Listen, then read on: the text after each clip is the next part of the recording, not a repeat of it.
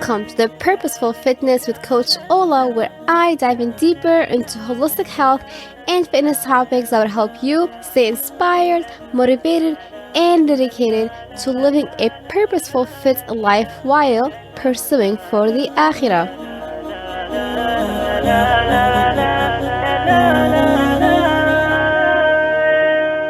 Hey guys, welcome to episode number 26. I'm so excited to have you here, and of course, thank you for tuning in. Today's episode is going to be amazing because Steph and I talked about the reality of the fitness industry and the nutrition, the marketing messages that we constantly hear all the time, and how women's bodies should look like, and how women should eat, and how a woman should work out. And of course, we talked about the idea of minding your own plate and what that really means, and of course, much more. Today's guest is Steph Gaudreau, and her mission is to help women create bigger, bolder, fiercer lives by building health from the inside out. She's a nutritional therapy consultant, author of The Core 4, blogger, coach, and podcaster, as well as the creator of the former Stupid Easy Paleo. If you have any questions about your own fitness journey, always feel free to email me about your goals, what's on your mind. If you find any of these episodes helpful, at befitforakhira@gmail.com, or you can always come on the website www.befitforakhira.com. Leave your on the contact form any questions that you have, any concerns or struggles that you are trying to overcome with your own journey, because I'm here for you and I'm working on myself. So if I don't reply to you right away, please know that I am doing my very best to reply within 48 hours on my social media handles and on my email, whether it's through website or through my email contacts. Without any further ado, let's welcome Steph. Hey Steph, how are you today? I'm super good. How are you? Fine, thank you. Steph, can you tell us about yourself and your story and how you got into personal training, fitness, and all of the fitness world? Yeah, absolutely. Gosh, it goes back quite a ways. So I'll try to stick to the more relevant parts of the story.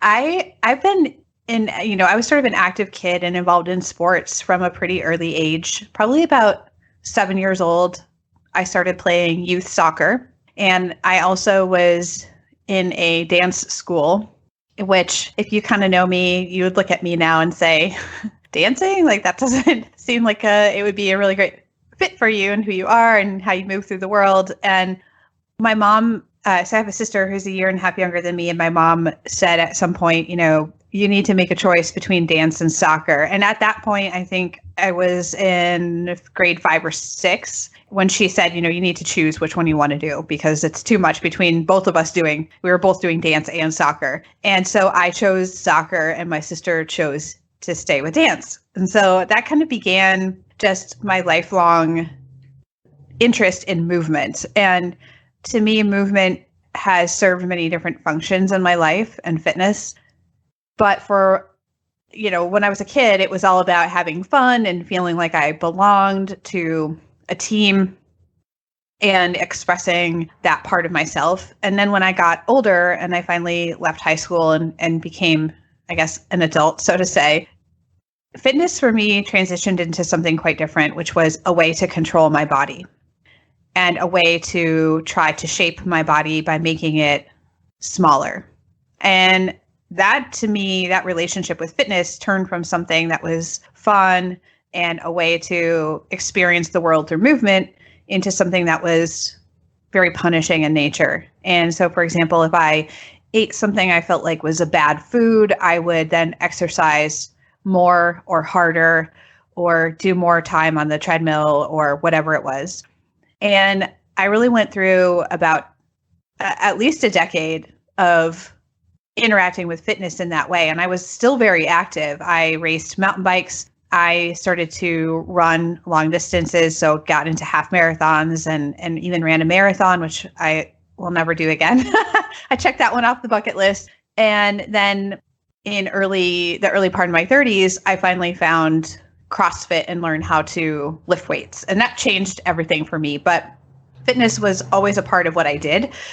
I ended up having kind of a negative relationship with it because I did use it as a way to control my body, to try to be smaller. I always felt like I didn't quite belong. I always felt like I was too short. My legs were too big. I looked different from other, my peers, the girls on my soccer team or the people on my mountain biking team. I just never quite fit the mold for what those athletes or what those people looked like. And so while I continue to be active and do all those things, I feel like that relationship is really not healthy. And so it's interesting because as somebody who now coaches and teaches people how to lift weights and why strength training is amazing, I always have to remember that fitness is very contextual, and the use of fitness can be very contextual per person, where somebody might be using it to relieve stress, to experience the world, to see what their body can do, while another person might be using it to regulate, their caloric intake, try, for weight loss. And I can explain in a little bit why I think that's tricky, or to just punish themselves for not meeting a societal standard. And yet, as a society, we tend to overall praise exercise. And so I think part of what I do now is help the people in my community and help my group coaching clients understand how fitness is contextual and can work for them. And the fact that we could approach the same movements from a place of nourishment or a place of punishment. And sometimes the line between that is very subtle. So in the when I started doing CrossFit and learned how to lift barbells, and I really for the first time felt like I could experience really what my body could do, and I could stop worrying about what it looked like and how big it was, and was I losing weight, and why weren't my legs small enough, and all these things that I had spent so much time and energy on in the past. I got to translate that and really feel the sense of freedom that comes with, and the sense of expansion that comes with lifting weights. And I know you've had that experience too. So I became a CrossFit coach, and then I became a USA weightlifting coach and coached Olympic weightlifting at a gym in San Diego for quite a few years. And so, for me to be able to then help other people experience that movement, but in a way that's very positive and beneficial, is really just played into what I do today. And of course, seeing how it's evolved over my lifetime, now I can really be empathetic to people who are coming from a background that isn't quite as nourishing and positive. That's so interesting. And it's interesting because your story is kind of related to mine, except mine is more like food related, where like I would struggle with eating and, like you said, try to exercise to replace what I ate, or let out the food to replace the calories I overate. And it's a cycle, and especially like teenager girls struggle with this a lot, I notice. But still, women throughout, no matter what age, can still go through this. And like you said, with fitness, it's important to make it fun and enjoy it. Otherwise, it's just going to be really boring, and you're going to lose your motivation like right away. 100%. Yeah. And it's interesting to me. I think when people hear the word exercise in general, they just kind of cringe, like, oh, it's this thing I have to do and I hate it, and I just need to grin and bear it or get through this workout. And I'm not saying, I love what I do now for fitness. It is challenging, and that's the beauty of it, right? Like there's a healthy challenge there. There's a way to make it challenging enough physically so that you really have to concentrate, and you really can't be, you have to be focusing and be present, which is really fantastic. But I think so many people hear exercise and they're like, oh, this is torture. I hate this. I just need to get through it. I hate every moment. When is it going to be over? And then they feel no connection to it. And I think that that's really sad, because we are physical beings. So many people really can release emotions or process emotions through movement. We can get to experience our world more fully through more full ranges of motion, right? And feeling more capable and feeling like we have more autonomy and agency over our own bodies. And I think that that is so impactful, but shifting the mindset from what you were talking about to a more enjoyable way of doing it, it takes some learning sometimes of how things can be different, and then experiencing that. Yes, it takes definitely exploration to see what you like and so forth. But I also want to tell our audience that something that's interesting about you and I is that both of us graduated with a BS in biology. And then here we are in the fitness industry. So how did you shift again from like going to be from biology teaching to fitness? How's the shift? That's a good question. I taught for 12 years. So I got a BS in biology with a concentration in human physiology. So right there kind of gives you this idea that I'm very interested in the human body. I wanted to be pre-med for a while. And growing up was really obsessed with, I think it's on the Discovery Channel. I don't know if they still have these shows. This was a long time ago, but they would have shows where they would perform operations and they would show you, someone getting a knee replacement or someone getting a back surgery. And I just thought that was so interesting. And so I went on to study biology in college with a focus on, like I said, human phys. And then I was faced with a tough decision, which is, what do I do with a biology degree, or where do I turn my attention as I'm studying? Because a lot of my peers were going into pre-med. I knew I didn't want to go into pre-med after all. And then a lot of people in my program were going on to do bench research, which the thought of working in a lab, although interesting to me, I just thought I need more human connection than that. So a third option was kind of floated my way, which was maybe I could be a teacher. And I loved school. I loved school so much. And I had to say, being somebody that really, really loves school, you'd think, oh, you'd make a great teacher. And in some ways, I don't think that's true, because school was easy for me and I really liked it. And as a teacher, it was really hard for me to put myself in the shoes of my students who didn't like school and who struggled with the material or struggled to feel motivated or didn't feel connection. So that's just a bit of an aside. I think sometimes the best teachers are the people who didn't do the best or get the top marks in school, because they know what it's like to really have to work for it. But in any case, I ended up teaching biology and chemistry for 12 years. And at about year 10, I thought, is this really what I want to do with my life? I'm already 10 years in. That went by really fast. I am not feeling like this is where I'm supposed to be.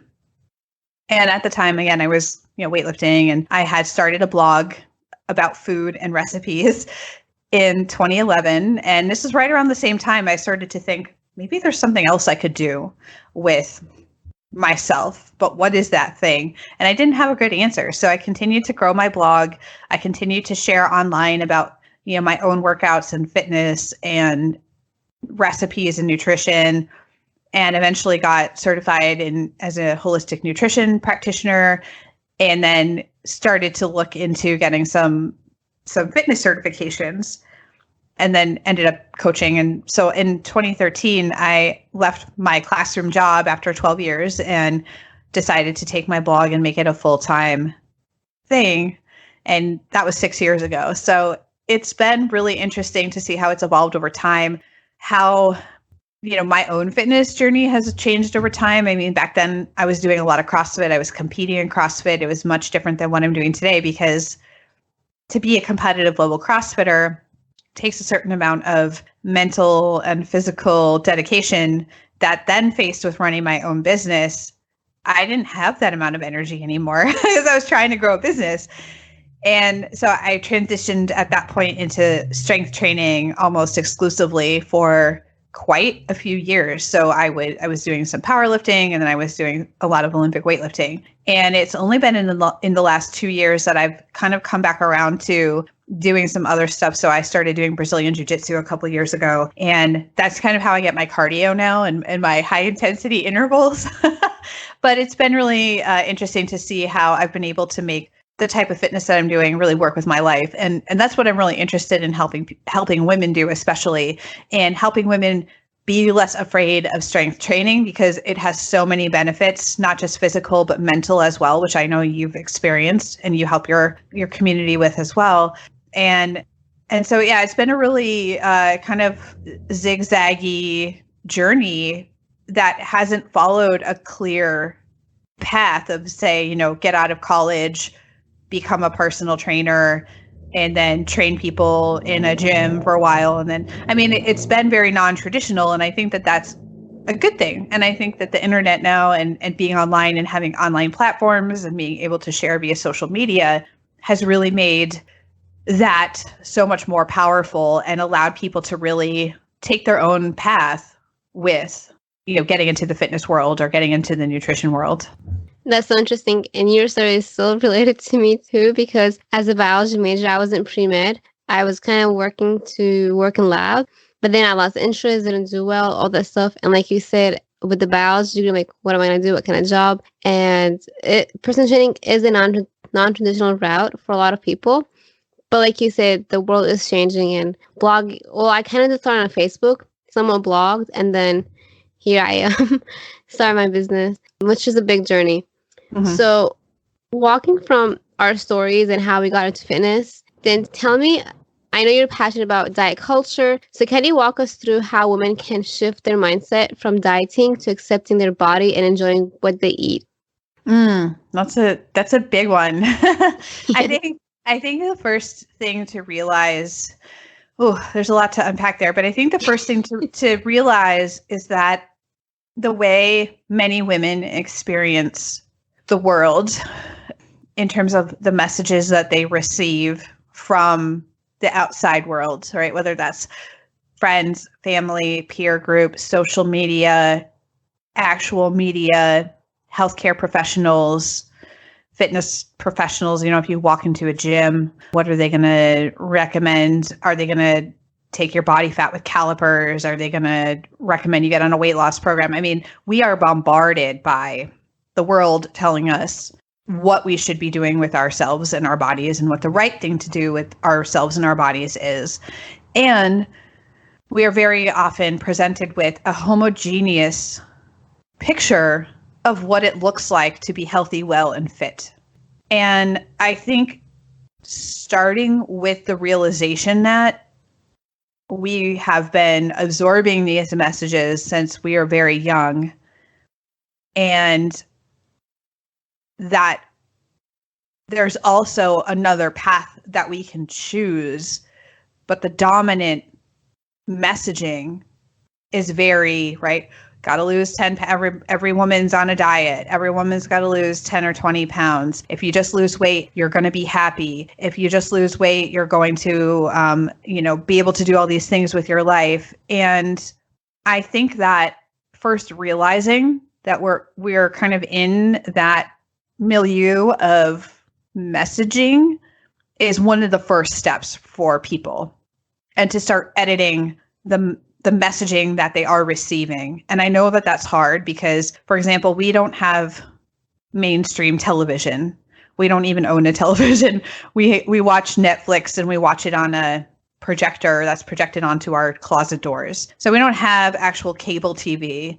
And yet when I go visit my mom, and I watch, they've got TV and it's on 24/7 there almost. And I see the regular commercials, for example, that if I were watching the Today Show or I were watching daytime television, what would I see? Well, daytime television is more aimed at women because women oftentimes are in the home working, caring for children or caring for the home or whatever it is. I watch the messaging that women are receiving, and I'm right there. That's a huge, that's what we're hearing. That's what we're seeing. So editing the messaging that you're receiving is huge. And I think that people like you are doing an amazing thing because you are sharing from your own perspective. You are sharing from your own experience. You're saying, my faith is a really important part of who I am, and this is what I do. And I can count on one hand the amount of people in the fitness world who are doing what you're doing.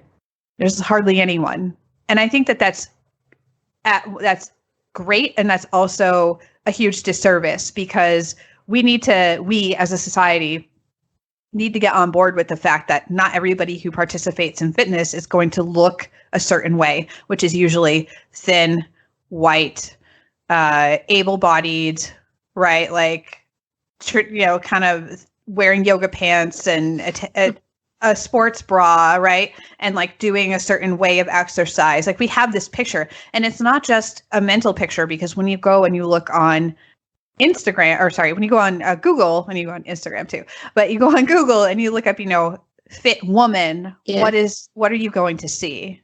That you're going to see that, right? Mm-hmm. And so I think that people who are doing the things that you're doing is very, very, very important. Very important. And I wish there were more people. And I think we're getting there. I think we're starting to see more diversification, more inclusion, but we have a long way to go. So there's all of that aspect of diet culture and how it fits into the fitness world. But I think for me, the messaging that I'm trying to move people toward, or at least share and have them consider other perspectives, is rooted in my own experience, which was, guess what? I was trying to lose weight, trying to fit a certain mold, pinching and poking and prodding at my body, hating on myself for not looking a certain way. And it never made me any happier. I never felt like I arrived at that moment. And even I remember stepping on the scale when I was in my triathlon days and finally seeing the lowest weight that I had seen in probably my whole adult life. And my initial response was, yay, I got there. And then the next thing I thought was, oh, it's not enough. And so the thing I'm trying to help people understand and have an awareness of is that weight loss does not always equal happiness. And even if it does bring you momentary happiness, the things that you're hoping it will solve or fix for you are usually still there after you've lost the weight. 2, that oftentimes weight loss is incredibly hard to maintain for a long period of time. And a lot of people who lose weight, especially a significant amount of weight, will gain some back, if not all. So if we think that weight loss and losing all the weight is the holy grail, and then we lose the weight, but then we gain the weight back, what does that mean about us? Yes. Right? Yeah. And then the third thing I really try to help people consider, and I can only put these things out there for consideration and talk about it. Like, I can't force people to change their minds. I just hope that by living by example and presenting alternatives, that people will begin to see what's possible for them. The way I look at it is this. If first we have to build health, we have to work on our health. And there are a multitude of different ways to do that. Food is not the only way that we improve our health, by the way, right? We know that movement's important, stress management is important, sleep is important, meaningful connections and relationships are important, faith or spirituality can be very important, unpacking old stuff and dealing with our past and our baggage is important. There are lots of different things that we need to do. We can't just eat a perfect diet and expect that we're going to become healthier. But first, we have to build health. And if and only if that happens, then if we were holding on to excess weight for some reason, then the body will, in some cases, release that excess weight.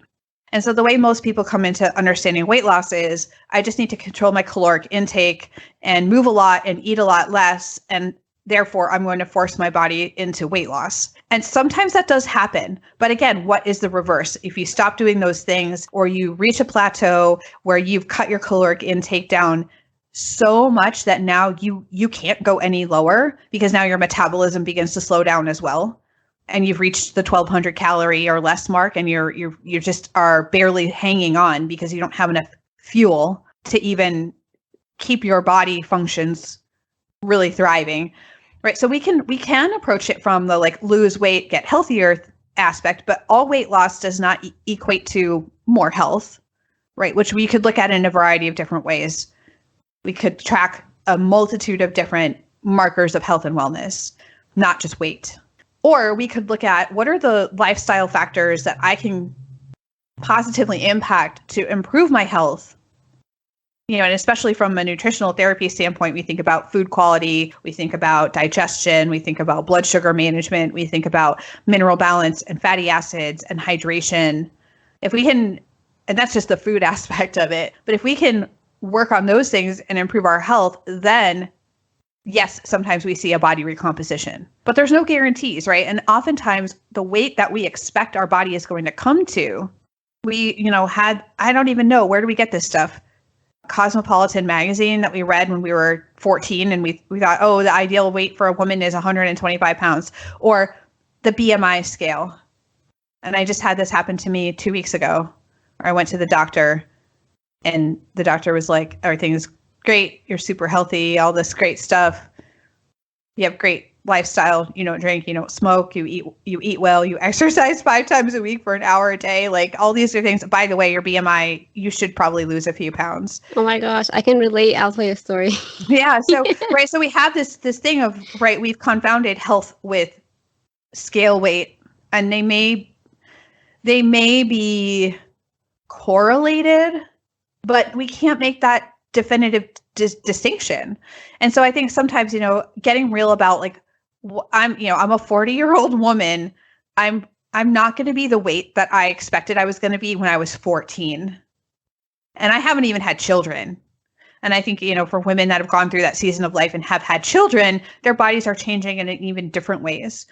And then, I'm on the door of perimenopause and then menopause, like how will my body change coming up? I don't know. But I think there's there's so much that goes into it. And I just wish that people would kind of understand that those things are possibilities, and that if we work on our health and we improve our health and our life is better in so many other aspects and the scale still has not gone down, if we're upset about that, we need to start asking why and looking at the worth that we place on ourselves and the value we place on ourselves because of those societal constructs and how we see ourselves in the world and as a human being. And that's not an easy thing to do.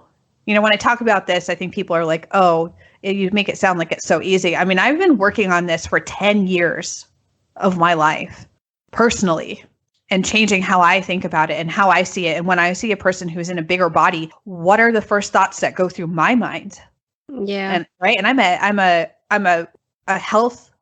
a nutrition professional and a fitness professional. Like what are the things I think of and where is that coming from? And how does that impact how I potentially view and treat that person? And so it takes work. It is not an easy process. But I think if you ask the average woman my age, how is that diet? How is all this years of dieting working out for you? The answer would be, it's not. I mean, it's not the deprivation, the punishment, I'm just going to talk bad to myself and hope that that's motivating. I'm going to do things because I'm afraid if I don't lose weight, then I won't be visible, or I'll lose my relationship, or I won't be able to advance in the world, or whatever it is. I mean, these are big conversations. It's so interesting. Like, I have so much to say to this too. Well, first of all, I'm 28. I'm turning 29 this summer. So I'm like freaking out. What happens when I become 30? My metabolism is going to slow down. And like you said, the whole body image, like I struggled with it a lot in high school and stuff. But it does creep. It actually has been creeping back into me recently. And it's a bad thing because I'm like going back to my old days, like, oh my gosh, I have a fat belly. I'm a fitness professional. Like I have flappy arms kind of. Like I have, my biceps are finally building up. But I started looking at the mirror and started questioning myself, like, why do I look like this? I should not look like this. I should be more fit, more thinner. Especially like I'm a fitness professional, as I said. And another thing is that I did participate in a study at Mason for nutrition. Mm-hmm. And she did take my fat percentage, and I was really high, and I was kind of mad at myself, like, how did I get to that level? But then being active, doing multiple things, like, I don't measure myself as often. It's because it's on my bottom list, but I've accepted my body. I like what I have until just like a few days ago and stuff. But as you said, it takes years. Like, it's not gonna happen like in a year or in a one day. Like, it's a continuous work. And just keep talking positive to yourself, like be happy with your body and like keep working on it. And I had someone like reach out to me on Instagram telling me, like what you said, the whole messaging that we hear throughout the fitness industry, on the media, everywhere, that it's not about being skinny, it's not about looking like sexy, all that kind of stuff. It's about being healthy. And that's what we need to focus on. Yeah. Yeah, absolutely. And I think, my husband's been reading some old Dan John books, which if you know Dan John, he's kind of an old school strength and conditioning coach who is at the collegiate level and coached a lot, essentially in the weight room, coached collegiate athletes. And I love his definition of fitness, which is essentially your ability to to complete a task, yes. Right? Your ability to do a certain thing.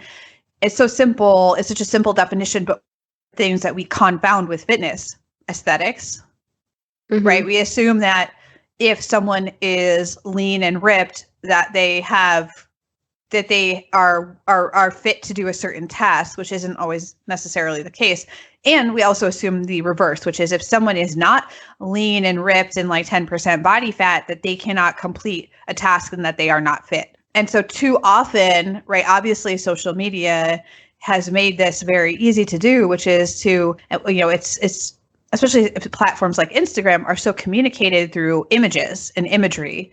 And if you are the lean, 8-pack dude trainer or chick who just looks, like a stereotypical kind of fitness model, and you also happen to be a fitness professional, then there is that confounding of, okay, well, you have an aesthetic, and we assume that you must have a particular level of fitness. And sometimes those things do correlate.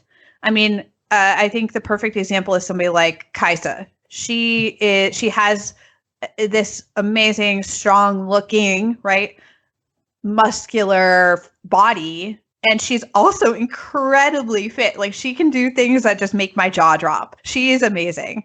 And yet you might see someone who's running a marathon, and I'm thinking of the marathon because in San Diego, the marathon goes right by our house every year, and we go out and watch it first thing in the morning with our coffee. And awesome. You see people of all body shapes and sizes. Yes. Oh my running gosh, so a marathon. True. Yeah. So those bodies are all fit for that task. Bigger bodies, smaller bodies, taller bodies, shorter bodies. I mean, you name it, right?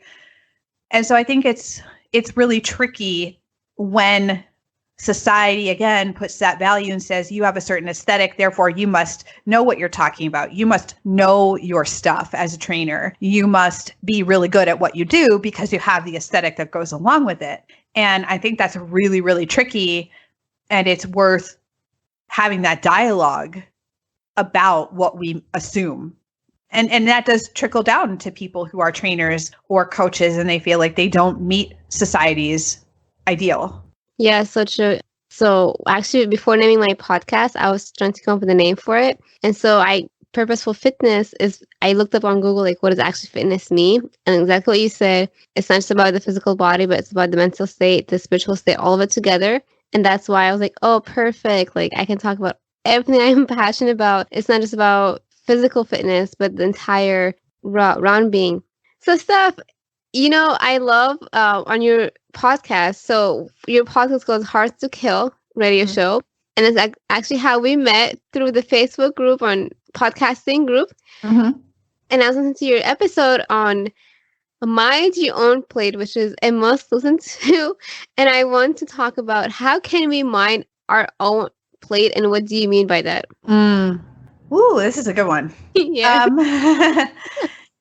Here's the interesting thing, is that there are so many people who really care about their friends, family, loved ones, right? And they stay, especially if they're coming from their own health journey, right, where they've improved their health, they've felt the benefits, they have more energy, they have more vitality, they have more focus, they lost the brain fog, they feel stronger, and they're like, this is the best thing ever. And I want to share this with everyone I know. And I want to help everybody I know get this amazing feeling. And I think a lot of that comes, so there are people who come from a very well-meaning place where they want their friends, family, loved ones to experience what they have felt. And that's probably the hardest thing to do, is to convince your friends, family, and loved ones that they should change. Especially if they're not open to the idea, because as your friends, family, and loved ones, you typically know how to best push each other's buttons and your most sensitive spots. What are your most vulnerable things? And oftentimes, if you are the person who's like, I just want to share this with you, this has changed my life, the other person hears, you're not good enough. Why aren't you doing these things? Right? And that can lead to a lot of frustration, arguments, fights, defensiveness. The wall goes up. And then all of a sudden you're like, but I was just trying to help.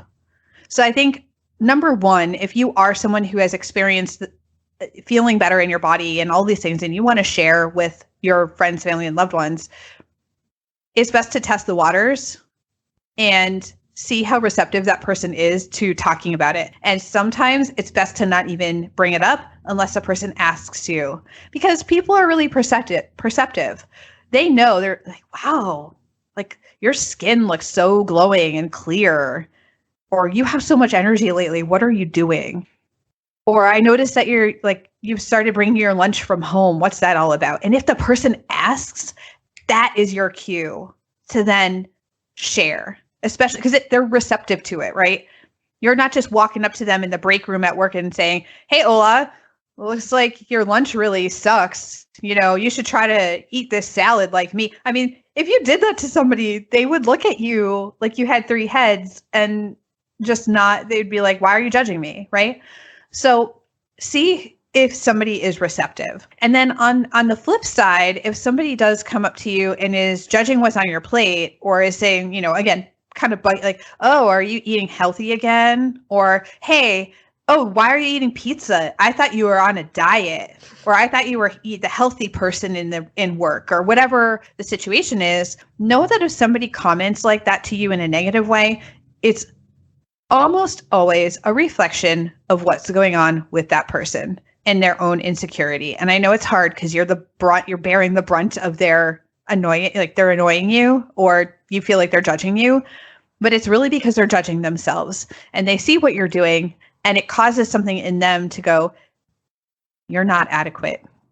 You should probably be doing some things better for your health. And it's just a function of you showing up and doing what you're doing, and you're not doing it to make them feel uncomfortable. You're just living your life, but they feel like they are being judged for it. And so usually they'll react. And so if somebody reacts negatively to your own, healthier attempts, whether that's working out or eating better, or saying like, hey, I can't, I'm going to go home now. You're out on a Friday night or whatever. I'm going to go home now. I got to get some sleep. I'm like, oh, stay longer. What are you, a spoil sport? Like, oh, you're not. Realize that that's about that person, because if the person was secure with themselves and their own choices, they would not peer pressure you otherwise. So that's the second thing. The third thing that I would say is that unless that person is a nutrition professional or a fitness professional or whatever it is, take what they say with a grain of salt. And I'm not saying that we should just be rude and dismissive of other people, because again, I think a lot of times people really are trying to help and they're excited about what they're trying and what's working for them. But don't let somebody else's newest, greatest thing that they're doing, like, oh, I'm doing keto, or I started doing CrossFit, or whatever the thing is. I started doing Orange Theory. And you're like, but I'm over here, lifting weights at the Y and I'm having a great old time. Should I be going to CrossFit? Should I be going to Orange Theory, or whatever the thing is? Don't let someone else's excitement, misdirect you from a path that's working really well for you. And know that if the person's not a health professional, or they don't have, they're not a nutrition professional, that they may be well-meaning, but they're not educated. And I'm not saying that self-education isn't valuable, because it is. And we have lots of ways that we can self-educate these days, right? But also the person doesn't necessarily know everything about you and your circumstances and what really is best. So I think, understanding that if somebody's like, hey, we're all doing keto, you should do it too, should maybe give you pause to think, well, those are just some of the things that I think come up a lot. And then of course, the last thing would be judgment that's specifically levied on women for eating a particular amount of food. And it tends to show up when women are eating more than, again, kind of going back to diet culture. I always think of it like, you've got a leaf of lettuce and a cherry tomato on your plate. And like we see these generalizations and stereotypes of women who are pushing salad around their plates because they don't want to feel like they're eating too much, or they're emasculating the man that they're with because they're eating more than he is. And what we see in media and in movies and all this stuff reinforces the stereotype. So for women, oftentimes they feel like they can't eat enough to fuel their bodies, or they're going to do it in private because they don't want anyone to see that they have a healthy functioning appetite. And that's a huge problem. And that goes back to sort of the diet culture world. But I know that when I talked about this on Instagram, I had some women who said, this has happened to me where I've gone to a restaurant and I've been dining with a male friend or a significant other or a parent, my father or whatever, whoever it is. And she will order something like a steak and he will order something like a salad. And the server will come back to the table and reverse the plates. Wow. And this happened to this. A lot of people said that this has happened to them. And so I think that's just a really interesting commentary on, again, where we are culturally as a society, where we are with diet culture overall, and what women often feel like is acceptable for them to eat in public, and then getting comments from others that reflect the other people's insecurities and taking it personally, like it's something wrong with them. And so then it reinforces the behavior that we should eat less so that we are, we're adhering to society's expectations and norms. And that gets really tricky, especially with women who are trying to nourish and fuel their bodies. They're training, they're working out, because it often leads to under eating and all of the things that go along with that, which is not a great thing. Yeah, and especially like women who go out on a date or like out with friends, they might get like subconscious, like, oh, I don't want to start to get stuck in my teeth. Like, strategically speaking, there's that too. Like, they're kind of like, oh my gosh, I want to have like look nice and all that kind of stuff. But that's interesting, the study you mentioned. Yeah, well, before we leave, as we get closer, I would like to learn more about how did the Core 4 get created and how did it come together? And what is it about? That's such a good question. So again, thinking back to my own personal journey with coming to a place of more sort of neutrality and peace in my own body, and thinking about the pieces that have played into that, right? It's not just food, as we know, although food is oftentimes the first thing that people turn to experience change and to make change. So nutrition played a role, fitness played a role, managing my own energy and sleeping more and dealing with stress played a role. And then really addressing my own worldviews and perspectives and mindset and self-limiting beliefs and values, that all played a part as well. And so in 2015, I was really thinking about, what is a way that I can start helping my community? Because at the time, I was hearing from a lot of people who said, well, Steph, I've been dealing with the nutrition piece for a while, but there's more to this story. What else can I do? Or I've really got the nutrition part dialed, but I'm still not feeling great in my body, or something else is still needs, I want to change it. So what else is there?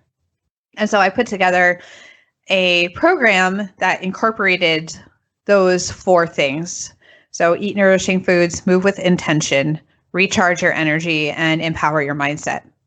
And those became the 4 pillars, the Core 4. And I call them the Core 4 because they're really at the heart, at the center of the sustainable habit change, the sustainable lifestyle changes that people can make. And by the way, not saying that they're all equal or that you're going to do them all equally every single day, but to look outside of just food or just fitness, for example. If you've been applying those things and you still feel like there is more to be done, that we can't just eat perfectly and then let everything else go forever, right? That there are other things that we can use to form a strong foundation. And that there's a lot of other stuff too that the program doesn't go into, like faith and spirituality, like emotional resilience, like body image, like, a lot of the other things that we talked about, understanding society, understanding how we've been socialized, and connection, and, community. And there's so much else that goes into it. But really thinking like, if we can gather tools from these 4 pillars, these Core 4, and keep them in our virtual toolbox, we can dip back into those tools as necessary, instead of a restrictive or prescriptive diet, or instead of a prescriptive way of exercising, to say, how can we then use that as a framework? Because a lot of people, I don't want people wandering in the wilderness of the internet confused for years either. So yes, I want people to customize. Yes, people are a bio individual. Yes, everybody has their own intuition, and what's right for one person is going to be different from what's right for another. But if we don't have a framework to build off of, then sometimes we just keep getting confused and we don't know where to turn and we can never make progress. So that's really what the Core 4 was founded on. And so over the last 4+ years, I've been running this program online, a coaching program, and now it's going to be turned into a book. So it's going to hopefully get those 4 pillars into more people's hands, because a book is lower cost, a book is more portable. I mean, a book is in a lot of ways more accessible to other people. And so that's going to be coming up is a book version of that philosophy, so that really we can help women embrace their bodies and own their power, the innate inner power that they already have, and use these 4 pillars to nourish their bodies and to explore and to grow and to learn, but not from a perspective of punishment and restriction and like we're never enough, but rather the opposite. Yeah, so tell us about your book. What is it called and where can we pre-order it?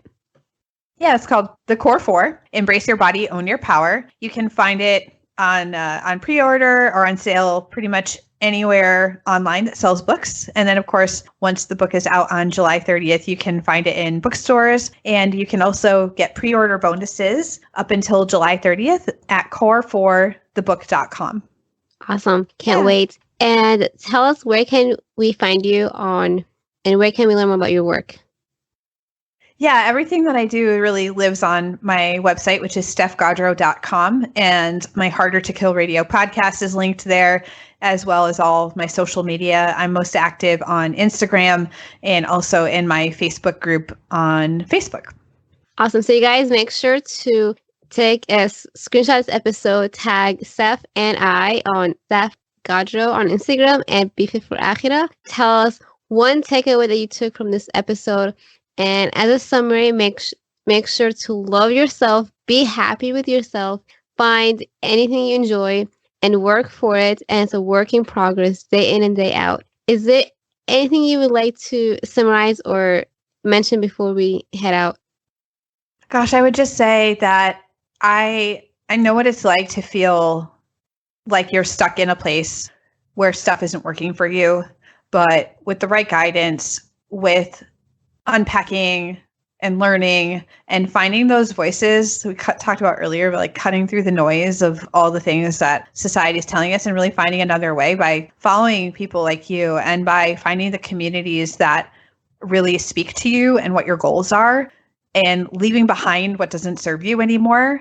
I just see so much potential in so many women. And I get so excited that there is so much that they have to give, that they have so many gifts and amazing things to share with the world. And it's right there. It's just a matter of finding the right support and the right teachers and coaches to help them get out of their own way and release that which no longer serves them. Yes. So you guys, make sure to check her podcast, Harder to Kill. Is that correct, Steph? Yep. Harder to Kill Radio. And let us know what you take away. And thank you so much, Steph, for your time. And I wish you have a wonderful day. Thank you. Thank you for tuning in. If you've enjoyed this episode, make sure to subscribe today and leave a 5-star review. You can also screenshot and share this episode with a family or a friend. Be strong, be fit for Akhira.